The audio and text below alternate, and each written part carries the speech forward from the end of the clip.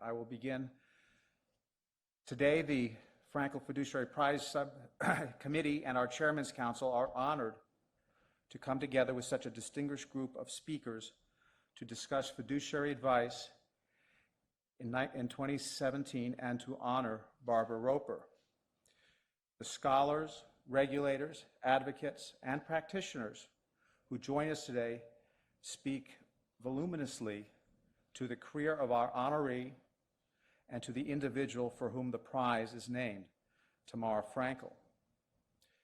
Today, to provide a little context, it's 99 months, almost to the day, since the June 2009 Treasury paper suggested that, guess what?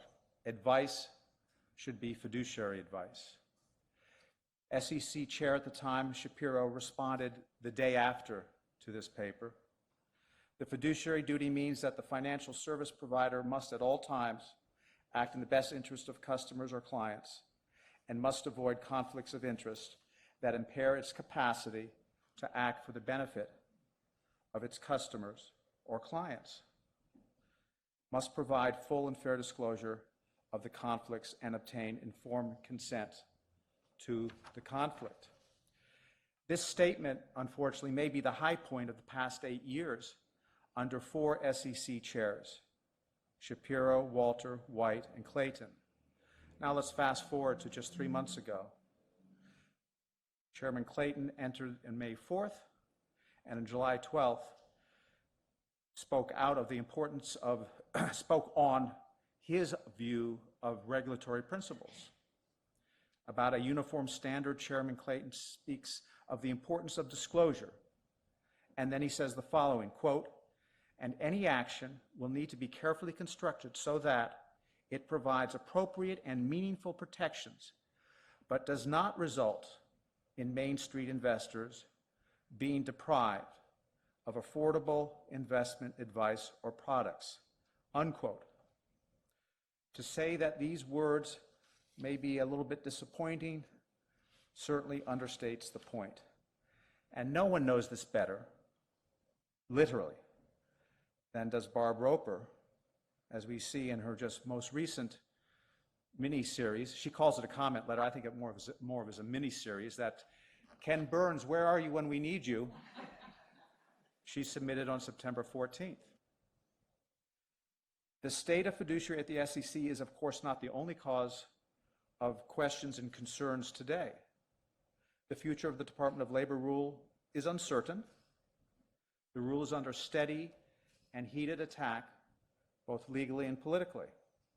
We will hear more on that by several individuals later on. Meanwhile, the CFP board is in the midst of finalizing new proposed standards. The importance of the CFP board's actions, I don't think, have been sufficiently widely noted. An importance due to sheer numbers. According to our friends at Cirilli, there are 311,000 registered reps or investment advisors who are providing guidance or advice to investors. There are some 77,000 CFPs.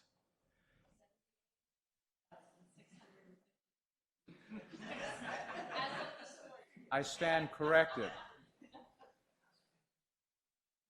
Jason Zweig, who needs no introduction, viewed this landscape last month and warned his readers that fiduciary status is, quote, "far from universal and in some ways in retreat," unquote, so that the burden of identifying, quote, "someone who will act in your best interest is on you," unquote, again.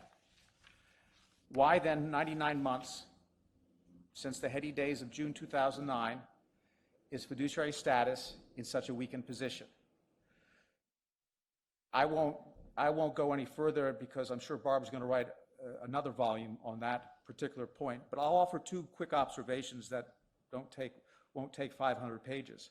One, let's be clear, we're not here because of any lack of research or advocacy and analysis from our speakers and of those like them who have massively covered the territory over many years. Research and advocacy supports the view of former SEC OC Director Carlo Di Florio, who says that conflicts are like, quote, viruses that threaten the organization's well-being. Those only took us 6 words. That was pretty clear and to the point. No serious question exists that Di Florio is right. This has not been the challenge. The challenge has been that true fiduciary advisors have not been nearly as active and as effective at fact-based messaging as have fiduciary opponents been active and effective at misleading or puffery-based messaging. This may sound harsh, but it's not, because it's true. So true that even some fiduciary opponents actually say as much. If you wonder how, just look at Barbara Roper's, oh, here we go again, January paper of this year that chronicles how many firms say one thing to investors and then another thing to the courts about whether they are fiduciaries or whether they are sales professionals. Or you can look at a certain blue chip Wall Street firm that told a court in 2012 its business standards, which include putting the investor's best interest first, were just puffery, quote, unquote. My second observation on top of this is all optimism. It is how evidence suggests that true fiduciary principles and practices will spread in time and with continued perseverance. And those are key words. It will not happen on its own. That is, the perseverance of true fiduciary advisors that engenders more transparency and clarity around fees and conflicts, that spreads investor-first technologies and practices, concrete practices that address investor distrust and are required by advisor groups, proudly disclosed to regulators, understandable to investors, and, if I may say, with the permission of Professor Leiby, might also be said to be common sense. This is the perseverance embodied in our speakers today, and especially our 2017 Frankel Fiduciary Prize recipient.